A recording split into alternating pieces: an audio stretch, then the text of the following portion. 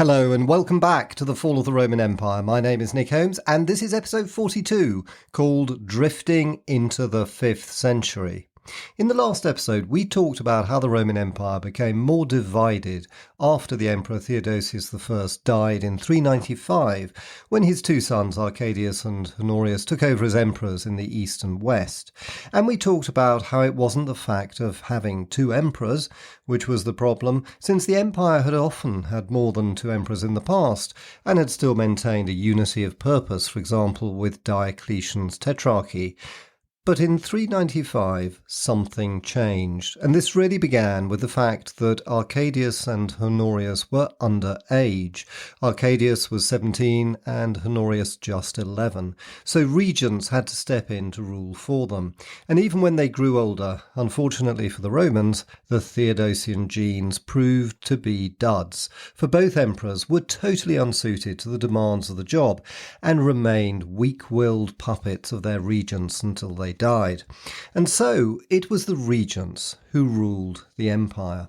And given that the regents in the west and east were never going to view each other as anything other than rivals, the Roman Empire became an empire divided and at war with itself. And the man who took full advantage of this, as we heard in the last episode, was Alaric, king of the Visigoths, who rebelled against Roman rule in 395, essentially because the eastern and western armies failed to unite against him. On two occasions, Stilicho, the commander-in-chief in the west, was on the point of potentially defeating him, and both times the eastern army basically refused to cooperate, and he escaped. Indeed, the eastern praetorian prefect, Eutropius, who was Stilicho's key rival, then gave Alaric a position in the Roman army as Magister Militum of the eastern half of Illyria, so that he and his Visigoths could serve as a buffer against Stilicho.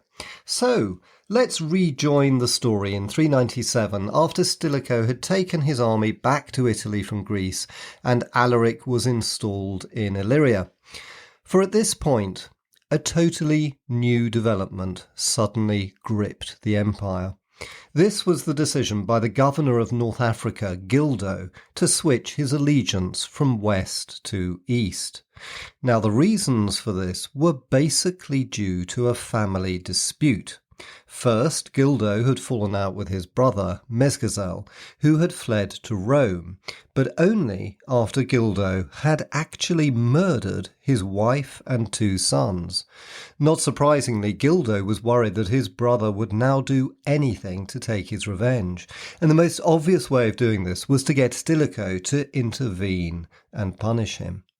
Second, because Gildo's daughter Salvina was in Constantinople, where she'd married a relative of the Emperor Theodosius, Gildo already had a foot firmly in the Eastern Empire's camp. And he now decided to use this to help him. So in 397, he announced he was switching his allegiance from west to east. Eutropius, the chief minister in the east and Stilicho's main rival, welcomed Gildo's defection as an opportunity to undermine Stilicho further. Indeed, by having both Gildo and Alaric as Stilicho's enemies, Eutropius felt confident enough to lead the eastern army into Syria to fight a Hunnic invasion of the Middle East.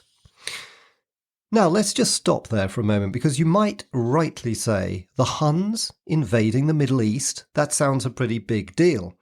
And you'd be absolutely right.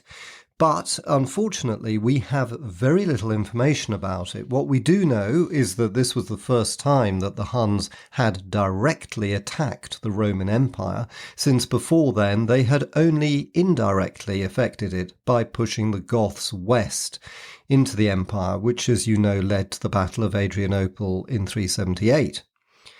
But it seems that in 395 a large force of Huns crossed over the Caucasus Mountains between the Black Sea and the Caspian Sea and invaded both Roman and Persian Armenia before advancing into Roman Syria and also heading towards the Persian capital Ctesiphon.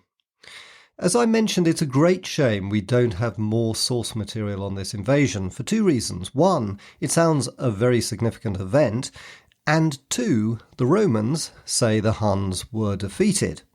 Huns defeated? That can't be right, I hear you say, because we all know the Huns were invincible, and that's why the Goths fled from them to the safety of the Roman Empire.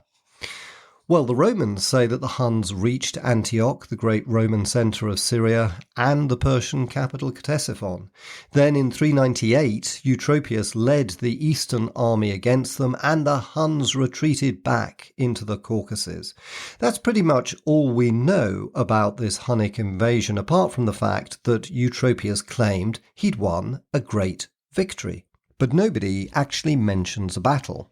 So what really happened? Well, I don't think we'll ever know the full story, but one contemporary source, the Roman writer Priscus, writing decades after the event, said that the Huns' objective was only a short-term raid to relieve the pressures of a particularly bad famine on the steppe lands.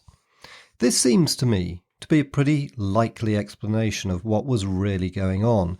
And as we've discussed in episode 36, it could well have been a mega drought that brought the Huns into contact with Europe in the first place. So it seems quite plausible that continuing drought caused a famine on the western steppes, which pushed them into making a raid into the Roman and Persian empires to replenish their supplies. Contemporary sources also say the Huns were particularly keen to capture and transport livestock, which makes sense if their own herds of cattle, which were the basis of their livelihoods, had been depleted. I think this might also explain why the Roman sources say they defeated the Huns, but there's no mention of a battle.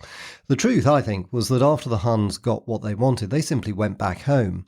But of course, the Romans didn't need to say that, and instead it was easy for Eutropius to make up a story that he defeated them and sent them packing.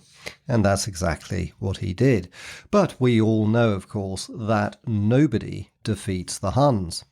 I think it's also worth mentioning that after 398, the Huns switched their focus from the east to the west, and that was one of the main reasons why the Western Empire fell, but the Eastern didn't.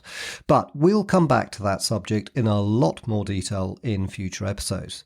For now, let's get back to Stilicho and Gildo, for at exactly the same time that Eutropius was claiming victory over the Huns, Stilicho was working on what to do with Gildo's revolt in Africa, and he came up with one of his best strategies ever.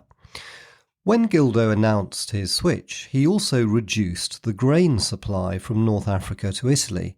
He didn't cut it completely, he just reduced it a bit to show who was boss, and to intimidate Stilicho and to deter him from attacking North Africa, since he would just cut it off completely. But Gildo's strategy badly backfired. There was considerable alarm in Rome about Gildo's revolt, especially the cut in the grain supply. Stilicho was popular in the Senate and had a strong ally in a very prominent senator called Symmachus, and he was able to use this to his advantage. He gave the Senate increased powers, and they used these to declare Gildo a hostis publicus, enemy of the state, just as the Senate in Constantinople had passed the same about him. He also arranged for supplies of grain from Gaul to be rushed into Italy to prevent a famine. With the Senate and the people of Italy backing him, he proposed an attack on Gildo. Again, he showed excellent judgment in not choosing to lead the expedition himself, which would have taken him away from the court politics in Milan and Rome, but chose instead Gildo's brother Mesgezel. What better choice than the wronged brother, who was itching to avenge the murder of his wife and sons? Stilicho gave him 5,000 legionaries, and in November 397 he set sail for Africa from Pisa. The sources are brief on what happened next, but it seems that Mesgezel defeated his brother fairly easily, and Gildo fled and committed suicide. Victory had been achieved more quickly and completely than anyone had expected. Not only was the grain supply to Italy restored, but Gildo's lands were confiscated for the state, providing Stilicho with some much-needed revenue to pay his army. Mesgezel returned triumphantly to Milan, but his glory was short-lived. Stilicho was alert to his growing popularity as the man who had restored the grain supply. When he was crossing a bridge with Stilicho, he apparently slipped and fell into the river, where he drowned. Although Stilicho protested his innocence, the accusing finger was pointed at him by the historian Zosimus. This was almost certainly accurate. Stilicho had neatly eliminated a potential rival, but the Roman Senate and people were more than happy to believe his version of events.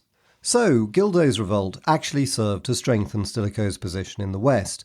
The Senate regarded him more favourably than ever before, and the 14-year-old Honorius was even more grateful to his guardian for protecting him. To help Stilicho some more, at the same time, his main rival, Eutropius, was toppled from power as quickly as he had risen. This happened because he made a number of major political blunders. First, to celebrate his so-called victory over the Huns, he secured the nomination to be consul for 399.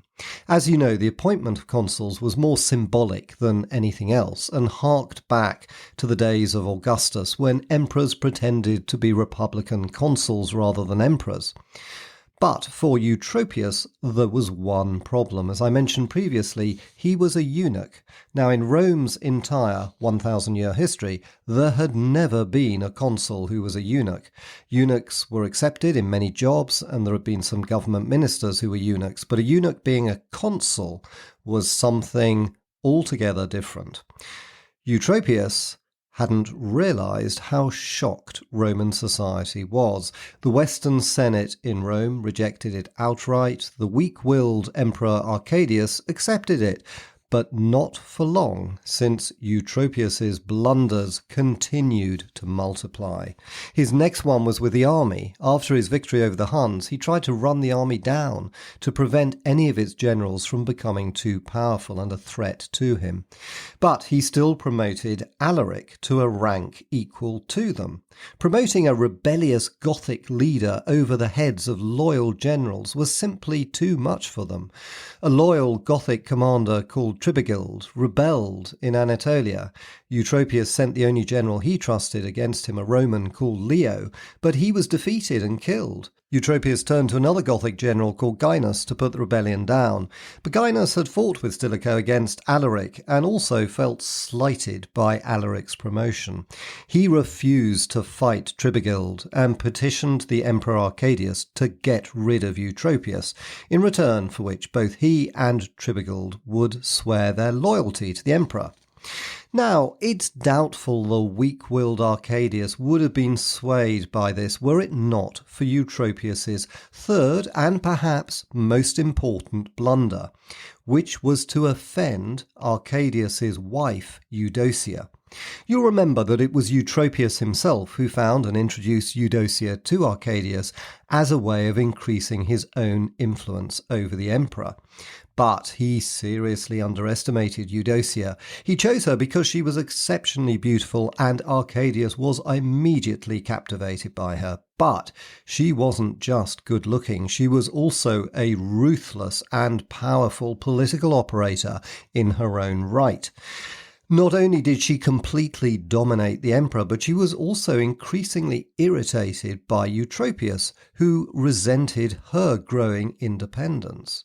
One story is that she finally decided to get rid of him when Eutropius was so afraid of losing his own control over the emperor that he insisted he had to approve all meetings booked in the emperor's diary, even those with his own wife. She demanded that Arcadius dismiss Eutropius, which he reluctantly did since he was apparently very fond of him. He was exiled to Cyprus in 399 and, at an unknown later date, was executed for treason. So much then for Eutropius, but the consequences of his fall from power were not exactly what you might expect. First, he was replaced by a minister called Aurelian, previously the prefect of Constantinople. He was anti-German and hostile to the Gothic general Gainas, who managed to have him exiled and himself made commander-in-chief of the Eastern Army, similar to Stilicho's position in the West. However, when Gainas entered Constantinople, he was met by a population that resented the growing power of the Goths in the Roman army and government. Yet again, it proved to be the emperor's wife Eudocia who called the shots. She managed to strengthen her own position by getting Arcadius to crown her officially empress on the 9th of January 400, and she also didn't like the Germans. So she fell out with Gainas, who decided it was in his best interest to leave the city, feigning illness. He was followed by 7,000 of his Gothic troops, but the Greek-Roman population rose up against the Goths as they marched through the streets and slaughtered them to a man. Gainas took his remaining Gothic soldiers into Thrace, which he pillaged until he was challenged by the new Roman commander-in-chief called Fravitta and defeated. Fravitta was in fact another Goth, but a highly Romanized one with a Roman wife and had always been a loyal soldier in the regular Roman army. Gainas fled across the Danube, where he sought refuge with the Western Huns, led at this time by Uldin. However, little did he know that Uldin regarded the Roman Empire as an ally against the Germans, who were their prime focus for subjugation. Consequently, Uldin beheaded him and sent his head to Arcadius in Constantinople. In recognition, Arcadius rewarded Uldin with the Roman title of Comes, meaning count or senior general. With Gainas's removal, the anti-German minister Aurelian was recalled from exile, and the Eastern Empire started to embark on an interestingly different course from the West. First and foremost, it was more anti-German, something that I think was to become a crucially important differentiator between the two halves of the empire, and one which would, over time, enable the East to resist the growing Germanization, or barbarization as historians tend to call it, of the Roman army. Second, there was something of a rapprochement between the two halves of the empire. After Eutropius's dismissal, the condemnation of Stilicho as hostis publicus ceased. The news that Eudocia had given birth to a son in 401 called Theodosius, having already had 3 daughters, also caused Stilicho to give up any claim to be parens principum over Arcadius in the east, which had really been the cause of both Rufinus's and Eutropius's hostility towards him. Stilicho recognized that the Theodosian dynasty in the east was now strong and secure, even if in reality, of course, it was the Empress Eudocia who was running the show rather than the still clueless Emperor Arcadius. In 402, this newfound spirit of friendship was expressed in the joint declaration by East and West that their respective emperors Arcadius and Honorius were joint consuls. However, while the Roman world was celebrating a return to something approaching normality, there was someone who was getting very nervous about both these improving relations between East and West, as well as the growing anti-German sentiment. And that, of course, was Alaric. You'll remember that it was Eutropius who'd been Alaric's main supporter, and his demise meant that Alaric was cast into the wilderness. Indeed, after 400, it's likely that Aurelian, Eutropius's replacement, stopped paying him as magister militum for Illyria. In addition, despite the fact that both of the main generals in the Eastern army, Fravitta and Sarus, were Goths, they were of a more highly Romanized variety than Alaric, and both of them detested Alaric and the preferential treatment he'd received from Eutropius. Consequently, Alaric was well aware that it would probably not be long before the Eastern Roman army was dispatched to destroy him. So he did something quite unexpected. He offered his services to Stilicho, his arch enemy. But this didn't work. Both Stilicho and the Roman Senate saw through his game. It is perhaps surprising that Stilicho didn't move against Alaric at this moment, but he was probably deterred from doing this by the possibility that the now more friendly Eastern Empire might view it as an attempt to take control of Illyria from them and to renew hostilities. So, rebuffed by Stilicho, Alaric decided to turn upside down the old adage of if you can't beat them, join them, by declaring war on Stilicho. External forces also played a part here. In the summer of 401, a group of Vandals and Alans invaded Roman Rhaetia and Noricum in modern-day Austria. Stilicho rushed with the bulk of the Italian army to confront them. Alaric saw an opportunity. With Stilicho's legionaries engaged in Rhaetia, he invaded Italy. A new and shocking war had begun.